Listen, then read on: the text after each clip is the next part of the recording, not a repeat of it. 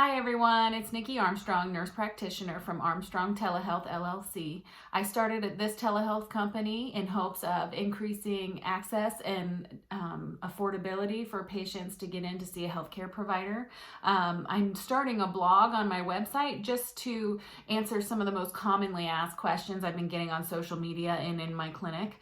And this here recently, and I don't know if it's the time of year because it's the end of January, but it's been weight loss and what weight loss treatments are offered, or that I offer. And, basically it's different for every patient. First, I'm going to look at your health risk. And how I do that, and, most providers would, is look at your BMI. BMI is not a great indicator of how fat you are, I should say. It just puts a number to your risk. The other thing is waist circumference. We look at waist circumference as well. So if you're like working out a lot, big bodybuilder, and you have a waist circumference of under 40 for men and under 35 for females, your risk is not as high as someone with the inches over that. But typically, if you have a BMI over 30, I do recommend medication for weight loss. If you're a BMI over 40 is when we start talking about referring out for weight loss surgeries and medications as well. Your risk for cardiometabolic diseases after those BMIs are much higher than the general population. So it's important that you seek out treatment. The first thing that I will always talk about is nutrition. Nutrition for all of us is the determinant of our health. It doesn't matter if your thyroid made you overweight or if it's a medication. It's what we're eating that makes us prone to not lose weight and gain weight for a lot of us. So I definitely go through those things and what you're doing and maybe give some tips on, healthy fresh fruits and vegetables make you fuller than a cheeseburger from McDonald's, and lean protein. You're going to feel more satisfied. Your body likes those much better. And as far as stress on your body, if you're not eating the processed sugars and things that kind of come in a box or fast food chains, those things cause stress on our body. Our body does not like those things as much as fruits and vegetables and lean proteins. So that part is very, very important. The other thing we'll talk about is sleep. How you're sleeping. Are you snoring? Because if you're not getting enough sleep, you're more prone to being overweight. And with sleep apnea, it puts you even at more risk for cardiovascular problems. So I definitely assess sleep, and that's really important for your stress level as well, because if you're stressed out, you're not going to lose weight very easily, and you may even be putting on weight. And then the last thing I talk about is exercise. Exercise is a great way to get motivated and help you make good food choices, but not, just exercising and nothing else is probably, you're not going to lose much weight.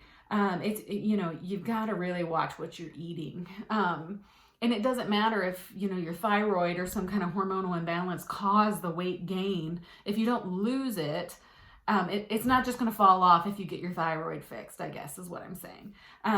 So you still have to do the lifestyle stuff as well. But exercise, yes, is great. It decreases your risk for heart disease, things like that.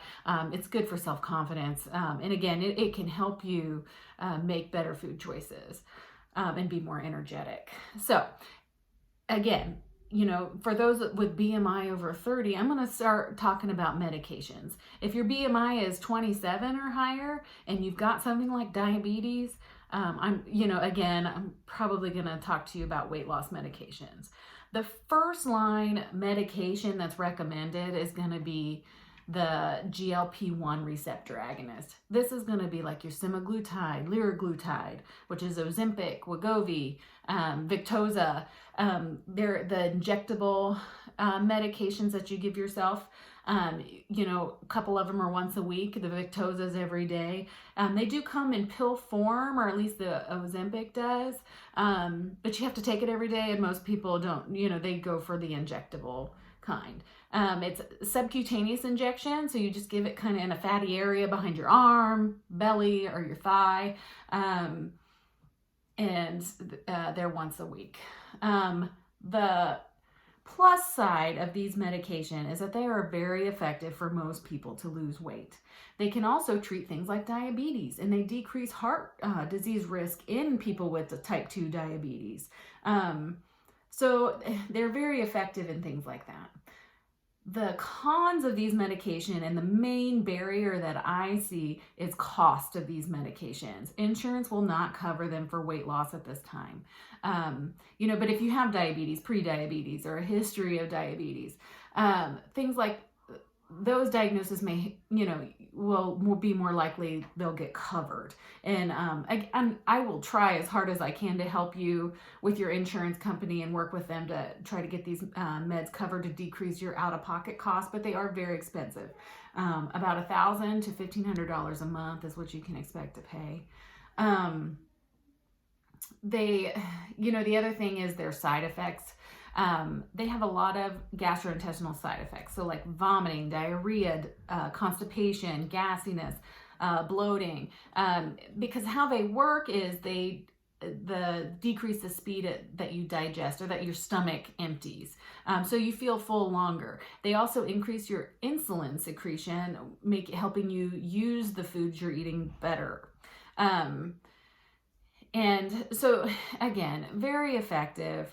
Just expensive. The GI side effects, we do start very low on the dose to prevent those and move up, but most people tolerate them just fine. The second medication I'm going to talk about is Orlistat. Orlistat it can be prescription. It's a higher dose at the prescriptive level. And there's an over-the-counter, Alli is what it's called. And that'll run you about $100 a month if you want the prescription, because it is a higher dose. It's anywhere between $250 and $700. And I get these prices off GoodRx. And that's per month. The good thing about Orlistat is it's over the counter. It's safe for most people. It can decrease high level or high cholesterol levels. And it's easily accessible. The bad thing is, again, GI upset with these. It can cause kind of gassiness, abdominal pain, diarrhea, oily stools.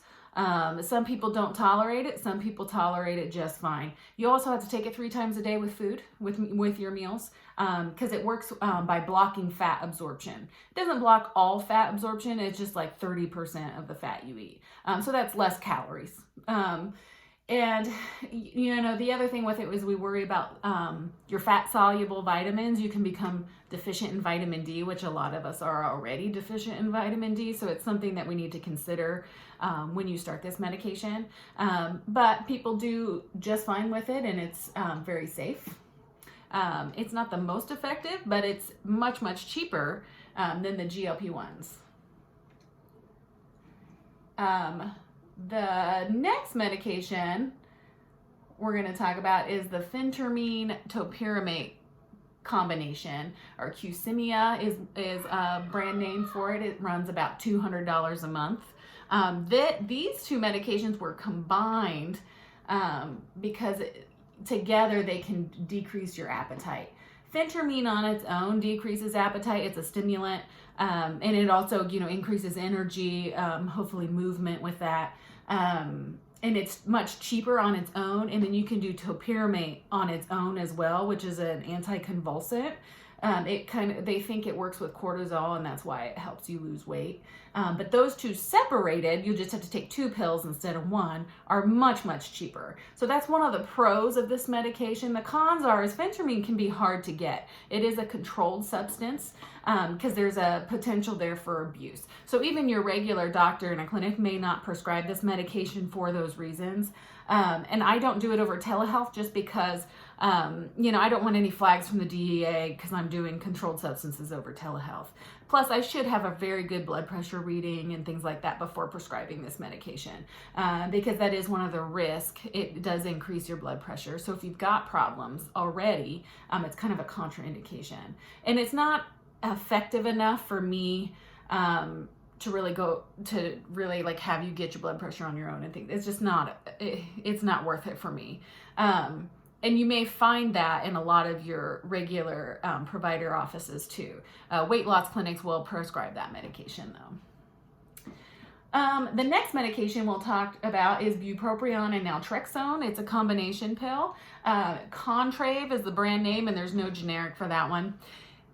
So it is a combination pill, and if you separate those two medications, they don't make the naltrexone in low enough doses. It's just the 150 milligram dose. It's too high for what they have in this combination pill. So making it cheaper is not an option. $200 a month is about what you're going to pay, between $200 and $500. So bupropion works with dopamine, and classically been used for antidepressant. We use it for addictions. Dopamine is kind of the addiction hormone, the feel-good hormone. So, it can help with binge eating and things like that. Naltrexone is an opioid blocker. We use it to treat opioid overdose and alcohol issues. And when they're combined, they think it works with some hormones in your brain, so you just have less food intake. This one is good because it can treat multiple problems, like if you want to quit smoking, things like that, or if you've got winter blues, it can give you more energy. The bad thing about this is, just like any antidepressant, it can cause nausea, headaches, constipation, especially when you first start taking it, some agitation. A lot of these side effects will get better with time, but sometimes it's just intolerable for patients. There's no cheaper option available for that one either. It's combination. For the combination, if you wanted to do just Wellbutrin, which is bupropion, that medication is very cheap. And it also, if you have cardiovascular risk factors, it's a contraindication, because it may increase your risk for adverse outcomes. So those are there are definitely more medications out there that can help you lose weight. But those are kind of what we start with and the most common, and they're also FDA approved for weight loss. That's kind of why I covered them. So, you always want to talk to your provider before starting anything, even if you wanted to try the Alley, just to make sure it's safe for you. And again, what I recommend for each patient is going to be different based on, what you need. I do prescribe all of these medications with the exception of phentermine. I'd be happy to see you. If you're living in Kentucky or Wyoming, I can definitely see you. Just visit my website. It's www.armstrongtelehealth.com. My phone number is 937-857-6327. You can book online or give me a call. I've got more appointment times than what's online. And, I can also refer for surgeries and things like that if it gets there. I see multiple issues, not just for weight loss, but I'd be really happy to see you. And feel free to leave comments, questions. I would, love to hear from you. Have a good day.